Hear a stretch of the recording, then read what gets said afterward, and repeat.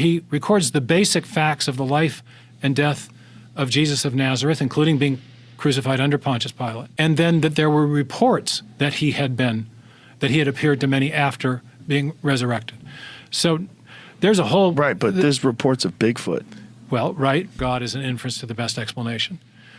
Now, so I tend to take an evidentialist and philosophical approach to the kinds of questions you're asking, including the question about why believe the other parts of the Bible, not just about the creation of the universe, but about the historical witness of Jesus Christ, or the Exodus, or things like that.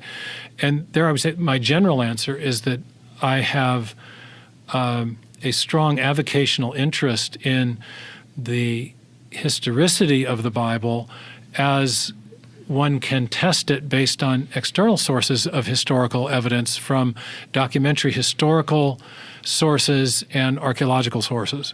So just a quick thumbnail, and in a way I'd prefer not to go too deeply into this because I'd rather talk about the ID and the God stuff. And I have Jewish colleagues, Muslim colleagues, agnostic, non-religious theists who all agree with me about the scientific evidence and what it points to, and then we have different discussions about the religious things. I want to know your thought process. Okay, so my thought process. So crucial event in, for example, the New Testament is the trial and death of Jesus of Nazareth and subsequent resurrection.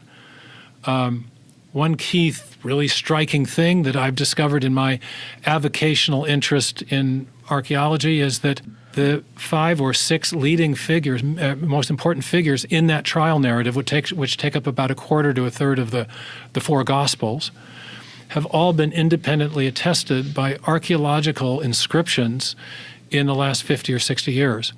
There were some construction workers working in Caesarea Maritima in Israel in 1960-ish, turned over a big slab of rock, and on the back was an inscription from Pontius Pilate listing himself as the governor of Judea with a tribute to Tiberius Caesar. Significant because in the Gospels, the ministry of Jesus is reported to have occurred when Tiberius was the Roman emperor, Pilate was the governor, and we know all about in the trial that the key role that Pilate played. Recently, and what year was this attributed to? Well, it's attributed to the period of time in which Tiberius was emperor. So I think that was 15 through 15 through to 30. I can't remember the end of his emperorship, but it's the time mentioned in the New Testament as to when Jesus did his thing.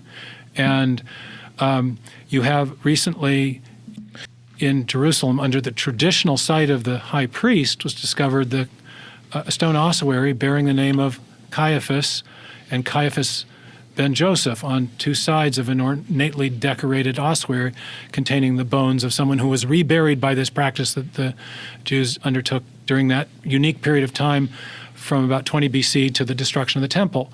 So you have multiple figures from that key event who have been independently attested and established in that time period.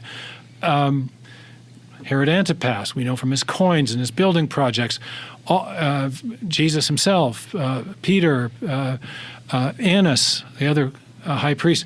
So you have these multiple lines of external corroboration for this really important account. And then you have external sources like Josephus and Tacitus. So there's a weight of external corroborating evidence supporting the historicity of these narratives.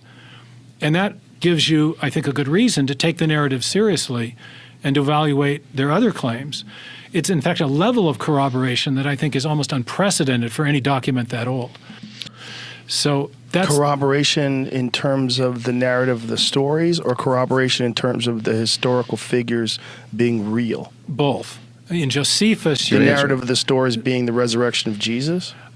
Reports of same. You find reports of there's 2 different texts of Josephus, one that was likely doctored by medieval Christians that historians rightly regard as too affirmative in his expression of belief in Jesus of Nazareth, and one that came to us through the Arabic world, where the Josephus text is much more credible, where he records the basic facts of the life and death of Jesus of Nazareth, including being crucified under Pontius Pilate, and then that there were reports that he had appeared to many after being resurrected. So there's a whole Right, but there's reports of Bigfoot. Well, right, but we have. You know, I mean, I love human your. being, I love particularly back then. Yeah. Where there's no real access to universal information like the internet. There's no real. There's no libraries. Like where are you getting all your information from? Right. So you have one of the best formats in all of Talk Anything, because you have these long form discussions. But I think even this format will not lend itself to being able to wrestle the question of the Right. No, historical I don't think we're going to wrestle it. I just want to know why you. Right. So I think there are three great scholars who have addressed the question of whether or not actually four. One is Wolfhart Pannenberg, the great German theologian, historian. One is William Lane Craig. One is N.T. Wright with his magisterial tome, The Resurrection of the Son of God, and the other is Gary Habermas. And there are numerous questions that come up in evaluating all this different type of historical testimony regarding that seminal event, if true, in human history. Right. And I've done a deep dive on that stuff, and I'm convinced that the resurrection of Jesus Christ happened as a real event in history. Because people said it did. Well, because of the various forms of testimony that we have, the historical evidence we have coming down to us from this day. Now, I may be wrong in that. I'm not, as a scholar, arguing on that about that myself. But it is your personal belief. But it is my personal belief, and I would tell you I have reasons to believe that are well considered, and they are reasons not of subjective experience or subjective experience alone, but the reasons that are derived from having examined very detailed historical analyses of the relevant data. And that's probably as far as we could take something in a discussion like this. But I do affirm that belief in such an extraordinary event should be well grounded in historical evidence and not something that we just believe because we want it to be true. Well, is it historical evidence or is it historical statements of people who were discussing a thing that may or may not have happened that might have been legend?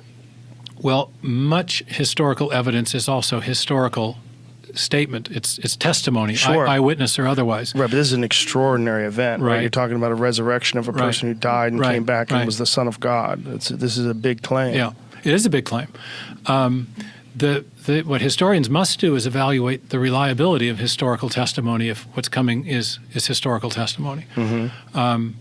One piece of historical testimony that's always been extremely compelling to me is the testimony of James, who is mentioned in the New Testament as one of the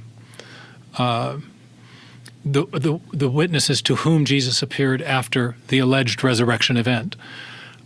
He was also mentioned earlier in the New Testament but he was mentioned as one of his own family members who did not accept his crazy messianic claims, and he did not believe in him. But something changed James's mind. We later find that he becomes the leader of the Jerusalem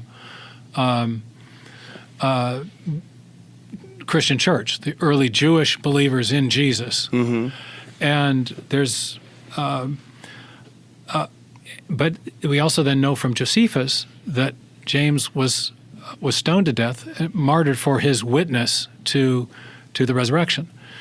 Now, there's a kind of very simple argument, but it goes back to one of the early Christian writers, Eusebius, saying that people will lie to get out of trouble. They do it all the time. We see it in our politics.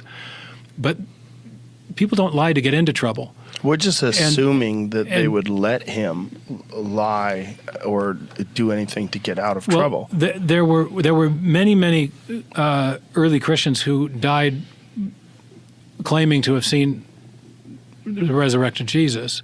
But in the case of James, we know that he expressed that testimony, and we know it from an external to the Bible source, namely Josephus. What do you think of... So I think this is an example of, okay, here's an historical claim. how can we evaluate the reliability of that witness? People will give their lives for an abstract philosophy that they believe to be true. People do not give their lives for a factual claim that they know to be false. That's lying to get into trouble. That's, true, but we don't know what James' mental state was. We don't know if James was schizophrenic. There's so many variables that could be taken into consideration.